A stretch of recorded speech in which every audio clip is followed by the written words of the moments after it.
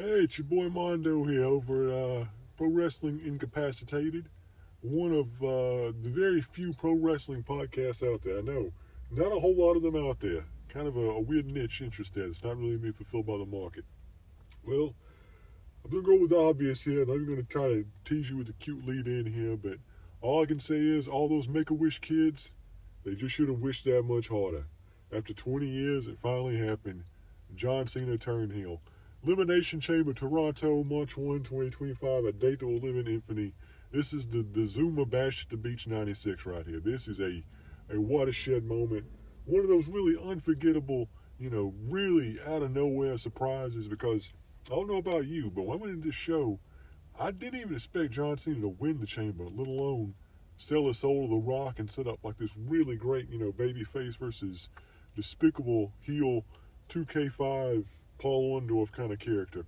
But it was great. Everybody's talking about it being, one of the most memorable moments the WWE's put on in a long time. Rightfully so. And I think you really can't talk about the moment without talking about it in the greater context of the Elimination Chamber pay-per-view itself. And I don't know about you, but a lot of people out there are kind of, from some people, not everybody, some of the lesser people out there, kind of saying they don't like the new format of the WWE PLEs. Well, basically, you're only getting like 4 or 5 matches a show, which is basically the same thing as a UFC show. It's pretty much the same format there. We only get like 5 main pay-per-view matches, kind of spread it out, put a bunch of stuff between them, kind of do some more storytelling and all that, which I think is a really good setup. I'm not really a big fan of sitting around for, 5-6 hours watching 14 matches in a row. I mean, I just can't do that anymore. Too old for that. So for me, the 4 to 5 matches, that's a good sweet spot. You get enough time for everybody to build the stuff. If you got to make amends, you got to make amends. You got to change things. You got to come up with some last-second additions. You can do that. Instead of some additional time for storytelling, stuff in between. Now, admittedly, I will agree with some of the people out there saying there's a little bit too much time in between matches. I mean, they can cut that down a little bit, but, what can you do?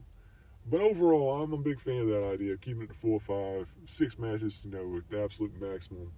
Just kind of keep things, from getting overburdened. And you look at the order for Elimination Chamber. You only have 4 matches. And out of them, 3 out of those 4 matches are really, really, really, really good. Like, you take out the Tiffany Stratton tag team match, and it's like nothing but like killer stuff. I mean, there's nothing bad on the show whatsoever, except for that match, but what can you do? So I'll quickly review it before we get into the meat and potatoes and the WrestleMania fallout here. So it opened with the women's Elimination Chamber, and frankly, if you ask me, I think this was the best overall match of the entire show. I think this did such a great job. Like, it set up like 4 or 5 different WrestleMania matches over the course of 40 minutes. I mean, they did a phenomenal job there of kind of weaving the wrestling with the booking and the long-term storytelling and setting up matches down the road. Just really great, beginning with, having... what's her name come in there? I've already forgot her name. Jade Cargill come in there, dressed up like Storm and beating up on Naomi and getting her out and setting her up for WrestleMania.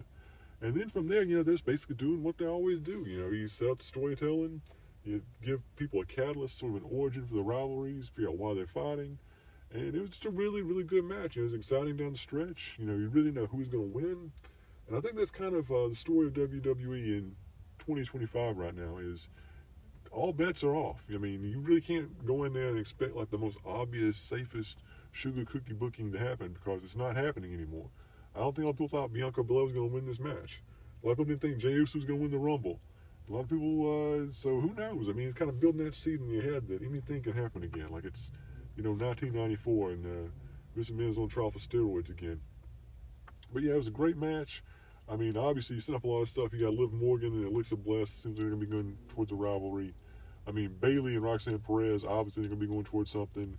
You got, Naomi and Jade Cargill there. So right off the bat, you got 3 matches there for WrestleMania.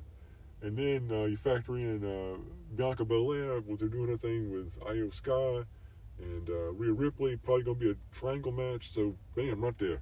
4 matches for WrestleMania, and they all look good, and they all involve women, which is something I don't think I'd ever be saying 10 years ago, certainly not 20 years ago. So WWE, if you want to complain about it, and you still can, I mean, you got plenty of valid complaints, but just with what they've done with the women's division, about actually making this entertaining to watch, about actually coming up with exciting and, sort of energetic and refreshing matches that actually you want to sit down and watch, like unironically. I mean, they've done about as good a job with that as you can. They deserve some hats off for taking something that was completely non-existent 20 years ago, or even like 10 years ago, really, and actually turning it into something that is worth watching a pay-per-view for, and you get good matches out of it. So, good job there. Moving from there, yeah, this is our designated piss break match. The Tiffany Stratton, Trish Stratus, Nia Jax, King Slater. This was bad. This was even worse than that Motor City Machine Guns match at the Royal Rumble.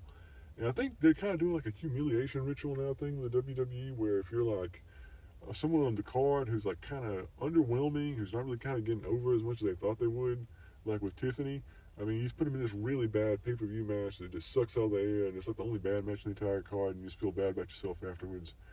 That's the only thing I can say about this one. I mean, not even Trish Stratus really got much of a nostalgia pop there. So, just a throwaway tag team match that's not worth anybody's time. Nia Jax is doing a great job of sort of selling that argument of her being like the worst major push wrestler in the world right now. I mean, she's just a botch machine. She's out there just beating up girls for real and just not selling anything and falling off the ropes. But, you know, she's got the size. I mean, she's got the look. You know, when you're a woman and you're that big and you wear a suit like that, I mean, you know, the imagery alone will keep you in business, even if you keep screwing up on the job. But, yeah, not a good match. Skip this one. Sami Zayn versus Kevin Owens. Now, going into the pay-per-view, this was a match where I was really skeptical because we have seen this match how many times before? I mean, we've seen this match like dozens of times. It's got to be like literally dozens when they're doing the hardcore thing with beating each other up. You can go back to the ROH days. So I was kind of wondering, you know, what can you do differently here that we haven't seen before? And as I was watching it, it kind of dawned on me, you know, this is probably about as close as we're going to get to a modern-day Terry Funk Cactus Jack match. And some people are going to say, oh, that's sad. But, I mean, this is actually a really, really good match. I think, you know, there's not a whole lot of new stuff you can do with plunder and weapon shots and put people through chairs and all that stuff. But that made it feel kind of fresh and novel. They did some interesting stuff here. A good pace. You got some good storytelling there.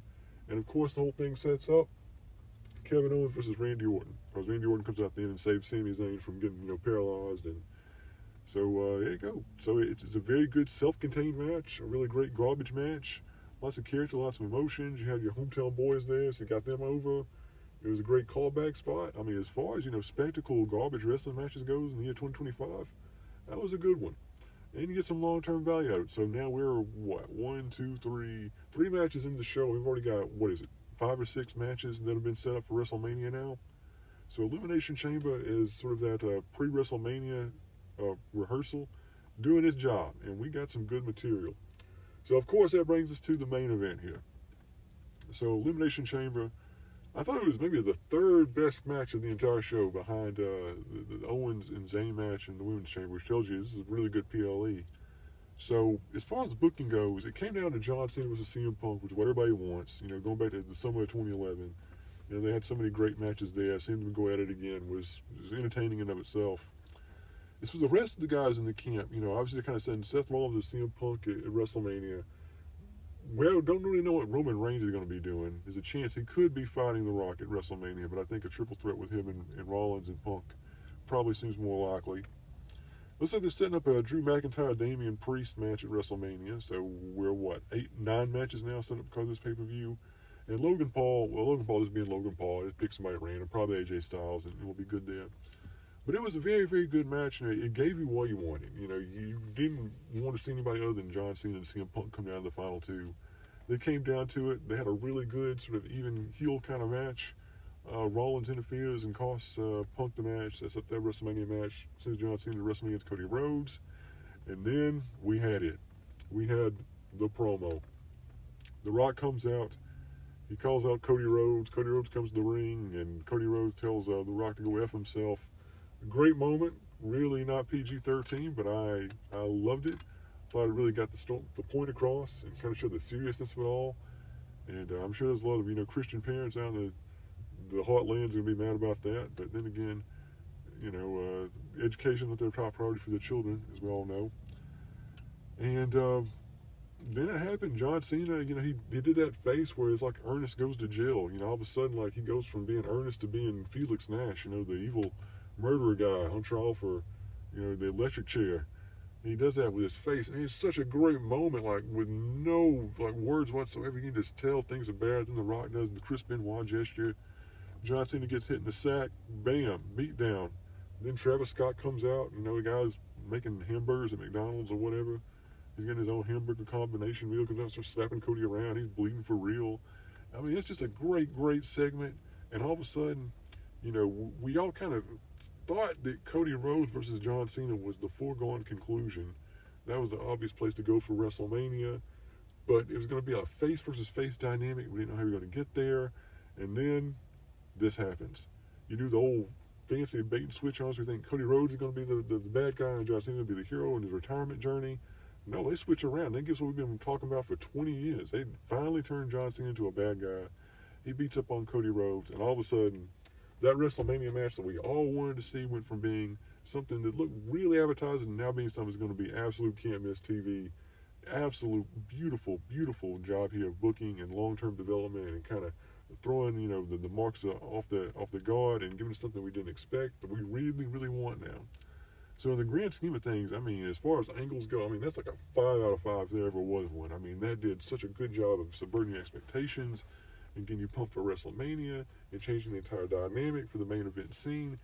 So many storylines came to a head, and it got you just champing it a bit to see what happens next. Beautiful, beautiful moment. I can't wait to see what's going to happen like the next couple of weeks. I never watched WWE TV, but I'll be checking out the YouTube clips between now and WrestleMania to kind of see how this develops. But I think it's going to be some great stuff. I can't wait to hear John Cena cut that first heel promo where he talks about, how much he hates the Make-A-Wish kids and how McDonald's sucks and how he didn't want to make movies and he should have been winning Oscars and stuff. It's going to be great. He's had 2 decades of build up there from people telling me he sucked and, talking trash about him and not putting him over. It's just going to be all-time classic stuff. I can't wait. So Elimination Chamber, great, great show. What else can you say? It did everything a good wrestling show is supposed to do. It gave you, a lot of satisfaction in the moment and paved the way for some really good stuff in the future. So if you haven't seen that show, check it out and definitely see the post match promo there with Rhodes and John Cena because it is a classic in every sense of the word. All right, and if we're going to talk about WWE, you got to talk about AEW a little bit here. Obviously, we've got Revolution coming up on March 9th in Los Angeles from Crypto.com Arena, which I'm sure is not going to be renamed in 10 years when that market crashes. So I don't think we have all the matches announced so far as of me doing this recording here, but we got most of them. We know this stuff's going to be the main event, the top card, and all the title picture matches. So quickly kind of run them down, kind of give my predictions, my hot takes on them. So the main event is Jon Moxley versus Cope. It's Dean Ambrose versus Edge for the AEW World Title in the year 2025. That's your first indication. But, not really expecting a whole lot of this one. I think it'll be like every other Death Riders match where, he comes out and he has interference. I don't know, maybe they do some sort of swerve there, make FTR turn heel. Maybe have Christian come out and cost, Cope or Adam Copeland or Edge, Precipice, whatever you want to call him, 90-degree angle, whatever. And cost him the match and sets up, some bigger spectacle match later on. But I don't know. The odds of Edge winning this one, as far as what we know from AEW booking, is not very high up there.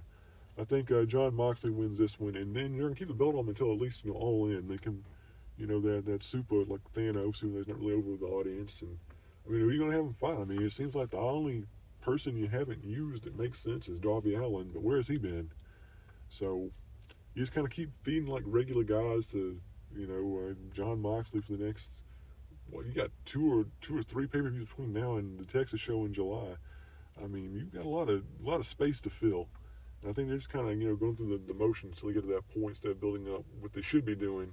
So they're kind of doing the opposite of what WWE is doing here with the whole John Cena Cody Rhodes thing, which explains why WWE is in their position and AEW is in their position. But I don't know. I'm not expecting a great match out of this one, but I think Jon Moxley retains just because they don't really have a backup plan for another storyline to create a promotion. Just kind of the way the currents are going. We got Konosuke Takeshita taking on Kenny Omega, a match that we've seen this how many times before now, and we're going to get on pay-per-view. It could be a good match. There's no reason why it shouldn't be like really entertaining. It's going to be spotty as hell, but these guys, they're better. They're among the better spot monkeys in promotion. I mean, it's going to be a good match. I think just Takeshita's going to win it just because they need something to kind of keep that storyline going along. Because again, like you got 3 more pay-per-views until you get to the big WrestleMania equivalent for AEW.